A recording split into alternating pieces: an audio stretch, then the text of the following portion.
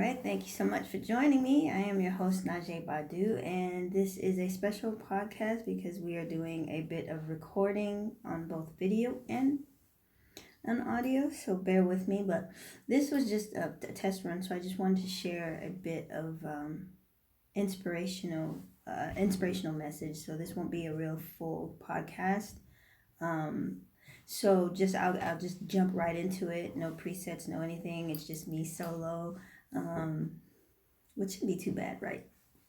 But anyhow, I recently completed a 21-day abundance meditation challenge that encompassed a combination of journal tasks, of approximately 15 minutes of meditation daily, um, all of which to be completed in a 21-day stretch. So, nevertheless, the practice created quite a few shifts in my life, and it heightened my awareness it heightened many of the awarenesses that I already had, but it expanded them, especially my inclination to align thoughts and feelings to what we know as fear or lack versus maintaining a mindset of abundance or love. And those who know me know I really love the topic of love. So the 21-day challenge actually helped me to see where in what areas in my life I wasn't exercising that optimism. So but other than that, I tend to be a very optimistic person most of the time, especially when there's times of disheartenment or discouragement. I try to see the silver lining. And also when it comes to people, I try to see the God in everyone I meet, even if and when they display choices and behaviors that don't quite align with the perspective of seeing the God with them, but we are all human, right? So, and now more than ever, I do my very, very best to raise my consciousness to a state where I can move through the actual fears that I do have, in spite um, being shy-footed or uncertain and things like that. And this podcast is actual testament. You've heard me say that on some of the other ones, but I've just learned at this season in my life to just do it anyway. And so now you get to hear my voice and see my smile. uh, as a result of me taking on that perspective. This is me. This podcast is me taking on the spirit of abundant. Now back to the 21-day challenge. I meditate and I journal regularly, at least 2 or 3 times a week, if not every day. I'm sorry, at least four or five times a week, if not every day. So that part of the challenge was not difficult for me at all. I think the shift for me occurred consequent to addressing the parts of myself that have remained unlived, unhealed, or unforgiven, or even still bound to this little bitty thing called unworthiness that is, sometimes conscious or unconscious. No. And so, as the days of the challenge went on, I was able to uncover some of the suppressed emotions that I had about people and things that I didn't realize I still held on. And I thought that I had long since released them or forgiven the people. And so, through this meditation challenge, I was able to trace back where some of the blockage to the flow of unity, connection to other people, love, or even abundance, right? Where some of that blockage stems. And so it was really good. The journaling part is what helps you to realize that. And so there's so much to say about the meditation challenge that I actually encourage each and every one of you to take it on. It's 21 days compared to the rest of your life, but I encourage you to participate. And no, this is not an endorsement. It's just that my whole intention for TheRhyze is to build and to uplift, whether it's the community of members, people in my family, my friends, or just people in general in the world. So I would Google the 21-day meditation, meditation on abundance, brought to you by the Troper Center. So anyway, that's not what we're really here for today. We are talking about an amazing exercise that I had a chance to engage in as a result of participating in that meditation challenge. So, before I get into that, I really, really want to give light and love to, and light and loving energy to the Deepak Chopra guru, spiritual guide, for including this journaling task into the challenge, because in all honesty, I'm brought to tears just thinking about it. Not tears of sadness or anything like that, but just tears of overwhelm. In concert with being reminded that we are all connected spiritually, which is what the whole abundance really, really is centered on. Whether we as humans choose to believe in or act in such a way is an entirely different way, a different discussion altogether. However, the exercise was focused solely on abundance through unity, so to say. And in one of his teachings, he says, when we begin to fully understand the concept of life in unity, then the personal I, which is the small I, the ego I, gives way to the universal I, which is the big I, the I am, or the collective I, or the universal I. And the concept of rivalry and competition disappears when we are able to live in that way. Chopra goes on to state that when fear, lack, and competition is replaced with love, empathy, and inclusion, there is a deeper experience of solidarity, as it pertains to relating to each other with compassion and care, and other opportunities of abundance and inclusion and connection and love and support and resources begin to present itself, because we're seeing, acting, and believing and living life in a different way that is more inclusive than separate. Okay, so no more stalling, since I know you're wondering about what this exercise entailed. So I want to ask you, are you ready? You gotta be ready. And I want you to be ready to receive this, because I am asking you right now to go ahead and do the 21-day challenge, but also do this one particular task and share it with me. Share your experience with me via social media on any of the platforms that you're listening to or watching this on. Trust me, this particular task that I'm about to explain, it took me several times to read it over and over before I finally got to journaling. And I was in complete awe of the magnitude um, of what I was being asked to write. And so here it is. The task was to write a letter to my country of origin that included my feelings about it, right? So I let that sit. But I think what I will say is, perhaps the thought of writing a letter to your country may or may not be of interest to you, or perhaps you think it's something that sounds kind of fun, and then you can go on with your day as if um, it was just something that you did, no meaning, no value, what have you. But that wasn't my experience. My experience was that I had something stirring inside of me, a mixture of emotions that pertain to excitement, sadness, anger, confusion, and even gratitude. So it took me several minutes before I could sit in all of those emotions and accept them as what they really were, emotions, right? And to not really um, escape them, but more try to get to the root cause of why each of those emotions were triggered and why they showed up for me in that exercise.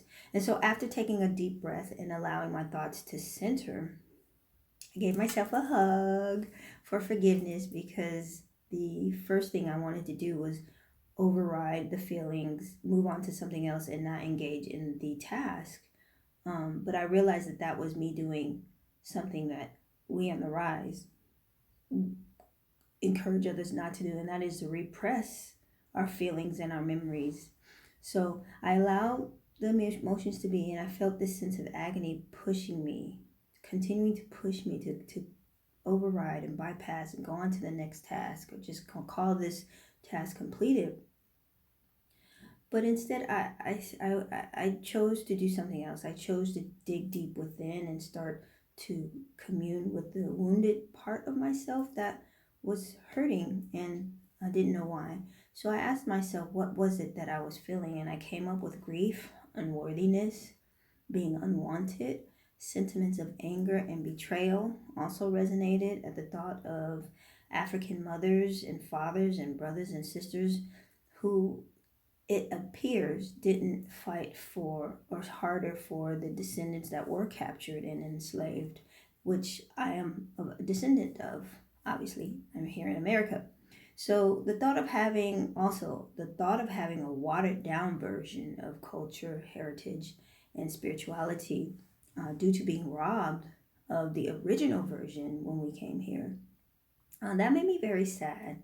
And so shaking the reality of being separated and alienated from my forefathers, and getting rid of the feeling of being forgotten was also hard. And this again, deep down inside. So I want to mention the confusion that I had was twofold. Yet I have to develop a sense, and that has to do with developing a sense of belonging here in America has been difficult overall. Yet if I have contemplation about what if I were to return to Africa, would I belong? Would I be embraced? Not to mention being a woman of a lighter hue here in America among my American community. I don't feel to be as embraced as I would like to be. So, to be honest, I have no idea where in Africa my journey was rooted, and then where I belong as it pertains to Africa, right? So, all of that was going on inside of me. So, after sitting with my emotions for several minutes, I realized that my response was coming from an ego centered perspective. And it suddenly hit me that if I were to just shift my perspective slightly and contemplate writing a letter from the universal I that um, Deepak Chopra mentioned earlier, then I probably could have a different experience.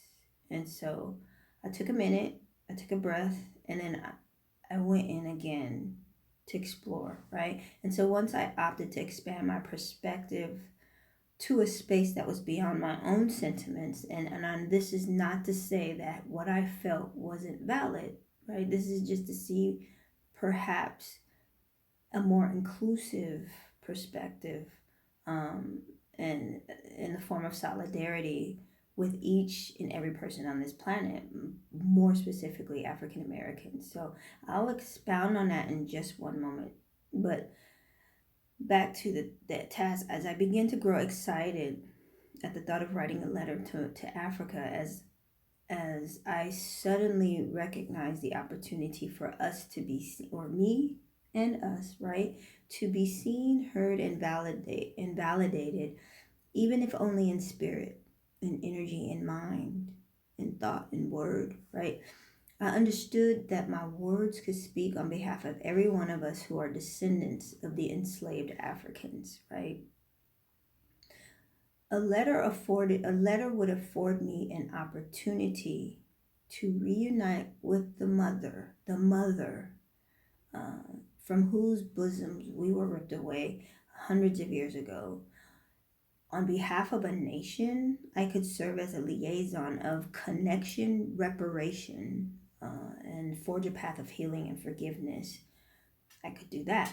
I could also begin to see the letter to Mother Africa as a way to spark and then unleash a revolution that will compel each and every single one of us to rise. And revolution in this sense means a shift, a different perspective, a revolution. Compel each of us to rise in our own individual power to create, which is what we are doing, to move, to organize, and then demand the rights of that we inherited when we were born, such as freedom, peace, equality, and of course, the inalienable right to be happy, to be joyful, right? And so, since I considered this journaling exercises to have been one of the most compelling that I've ever engaged in my many, many years of journaling, I thought that I would share this assignment with you. This assignment, it didn't require that I write a novel that included my emotional response to the historical account of my ascendance from African soil to where I'm sitting today, but rather that I conjure up the emotions and then write them down in a journal. And what I believe is that vulnerability is a step, not the only step, but it is a step in the process of daring to be great. So I'm daring myself to be great just as much as I'm daring you to be great. And so with that, and without further ado, here is my letter to Mother Africa. Okay, ready? Here we go. Dear Mother Africa, I have been tasked with an amazing opportunity to reconnect and to unite with you via words. The task was to write a letter to my country of origin, and though you are a continent and not a country, I am only respectfully address the totality of you, considering that I have no idea from where on your land that my lineage is actually rooted. I'm ashamed to say that even as a spiritual being, this is the first time I have ever considered communing with you.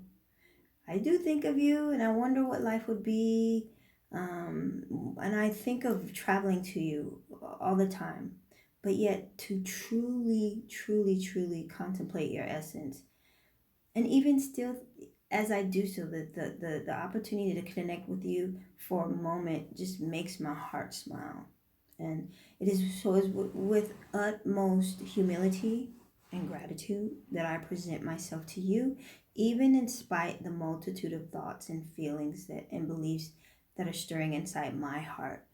I am choosing to come to you on behalf of something that is bigger than myself, even though they are my words. So I first wish to thank you for being the origin of not only my lineage in particular, right? But the origin of mankind at large. I only wish that more people of the world respected such insight and wonder that you hold. I would like to thank you for being a true example of perseverance, beauty, and resilience, and of course, strength.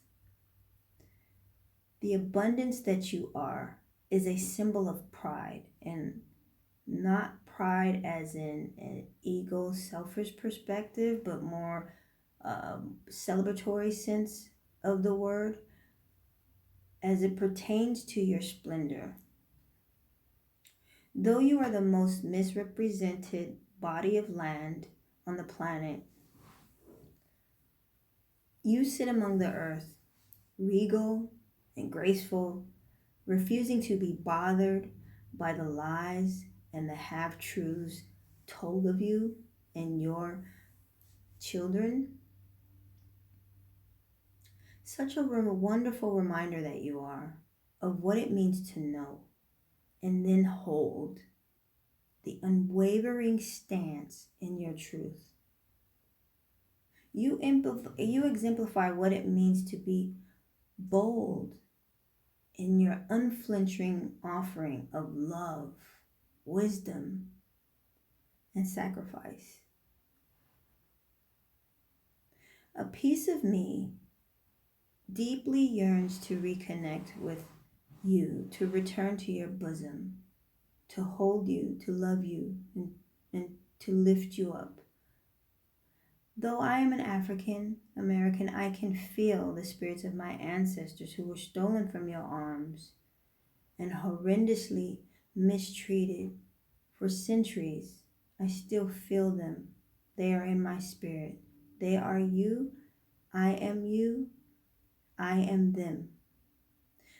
The agony you must feel, the hope that you must hold, the forgiveness that you must maintain on a moment by moment basis, I can only imagine. And it is for that reason that I thank you for keeping the spirits of your children, your stolen children, and that includes me, very, very close to your heart and never letting us go. And I know this to be true because of the longing for return that it fills my heart, especially in this moment. It is a yearning that is unyielding, which tells me that there's a space for me on your land. And I know that you are waiting patiently for me and for all of us. Such a dynamic role you play in the world as mother of humanity. If we could only realize the truth that it is your spirit that flows through every man, every woman, every child on this planet. If only we could respect this, we would see, or we would have the ability to see beneath the layers of skin, regardless of hue, shade, or regardless of hue or shade. We are all the same, and we are all connected. And it is your sweat, it is your blood, and it is your tear-drenched soil that unites us all in spirit. I have to say, Mother, that I'm somewhat ashamed to admit that I have neglected to do my part to learn more about who you are, or who you really are, beyond the wars and the famine and the stolen resources that is told within this country. I know that the totality of you is so much bigger and so much more beautiful than what is depicted here, and I have not done my part to figure out what those are. To learn what those are. I feel I feel the desire to know you beyond the images and the stories told of you. I desire to know you experientially. Thus, I pledge to do more about understanding the parts of you that hold my true history, the full version, the one that started before African enslavement here in America. As a Black woman in America, matter of fact, can you believe that we're in 2020,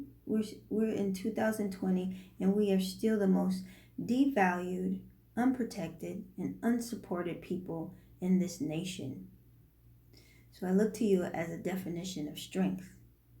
I could not imagine being a mother who has had her children ripped from her arms. I could not imagine being a woman who has had her most valuable assets plucked from her belly. I couldn't even imagine being a human being having pieces of her body divided up and then sold off, all for the sake of greed. But there is one thing that I do know for sure that is true. You are the epitome of forgiveness. Despite the lack of respect, your arms remain wide open, and your heart stays welcoming. I vow to do my part, Mother. I vow to do my part of being a connector and staying connected with the people of my family, the people of the community, the people of the world. I am coming to understand that the world's survival requires that we, as a people, as a nation, as a world, as a society, come together and unite. With that being said, Mother, I will also do my part at not only being a connector, but I will also learn everything I can about you as a mother, as the motherland. I desire to learn more about you, your spirit, your wisdom, your children, and all of the many diasporas that were born of you. I promise to make it across the waters so that my feet can touch the sand of your beautiful shores within my lifetime. I will return to you through the gate of no return, the same gate your children left. I will return before I depart this earth. And for now, though, what I will say is I will sit here and I will smile because I cannot wait to feel your embrace. I thank you, Mother, for showing me what it means to be a strong, beautiful, abundant, and resilient woman. And with that, I say, Ashe, sending you love in spirit. Anyhow, that's my letter. I'm done being vulnerable now. That's just what came up for me for the exercise. I have so much more to say, obviously, but I try to just speak from the heart. So thank you for listening. I hope that somewhere in that letter or that message that you found a spark of inspiration of your own.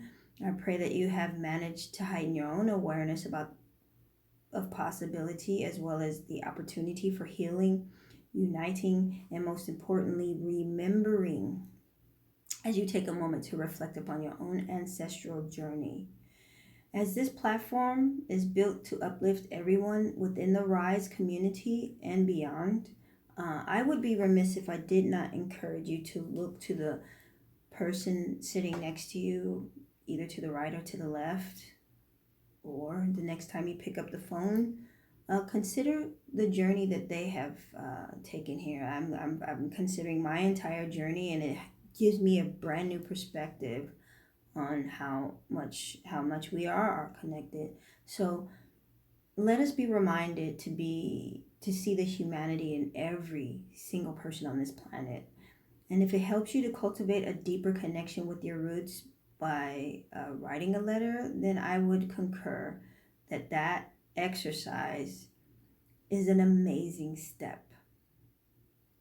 However, no matter the class, creed, race, or culture with which you identify, we all originate from the same place. If you do your history, you will learn that we all originate from Africa. And therefore, it is wise to consider our individual as well as our collective pathologies and traumas that were passed down from generation to generation as we made our way to this exact moment. Our history has everything to do with who we are today. I'm learning that. I hated history as a child, even as an adult. But I'm reading so much more now, and it is so true that our history tells us why we are here and where we can potentially go. And again, that's individually and collectively. Wisdom compels us to see beyond the surface of everyone and everything that transpires in the world. When we expand our perspectives, we can have compassion, we can express love, and we can offer understanding to each other and even to ourselves. In that sense, we all have two choices that we can make as we venture through whatever days that we have remaining in our lifetime. 1, we can rise in solidarity with one another to create, to move, and to uplift ourselves, each other, and more importantly, the less fortunate. Or we can surrender to being captive to the oppressive thoughts, ideas, and beliefs that we did not inherit, we did not create. This is our chance to heal ourselves, help heal one another, and change the trajectory of the society as we know it today to shift on its axis and be one that is centered on abundance. And so I ask, which one of those choices do you choose? I'm listening. I'm waiting. I'm still waiting. All right. Thank you so much for taking the time out of your day to listen and show support for TheRhyze. I'm very, very, very grateful. Until next time, I wish you peace and love. And remember, keep rising. Do not give up. It is your time. respect. Peace and light.